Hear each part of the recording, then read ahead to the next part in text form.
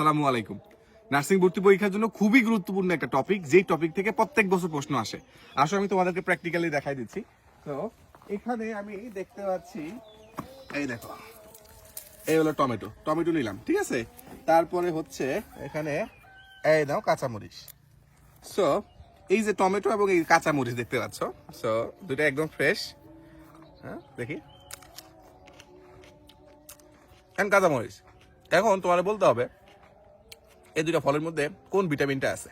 ঠিক এরকম ভাবে যে এই ফলগুলোতে কি ভিটামিন থাকে, এরকম আরো অনেকগুলো হচ্ছে ফল রয়েছে, সবজি রয়েছে, যে কোথায় কোন ভিটামিন পাওয়া যায় খুবই গুরুত্বপূর্ণ। ইভেন কিছু কিছু ভিটামিনের একটা শাব্দিক নামও থাকে, তো ওই ভিটামিনগুলোকে হচ্ছে ওই শাব্দিক নামে কি নামে রাখা হয়, এটাও কিন্তু নার্সিং ভর্তি পরীক্ষায় আসে। আরেকটা প্রশ্ন আসে তোমাদের, সেটা হচ্ছে কোন ভিটামিনের অভাবে কোন রোগ হয়ে থাকে। ওকে, তো এই কয়েকটা টপিক যদি একটু ভালো করে পড়ো, তাহলে মোটামুটি তুমি ইনশাল্লাহ এক থেকে দুটা প্রশ্ন ডেফিনেটলি তুমি কমন পাবা।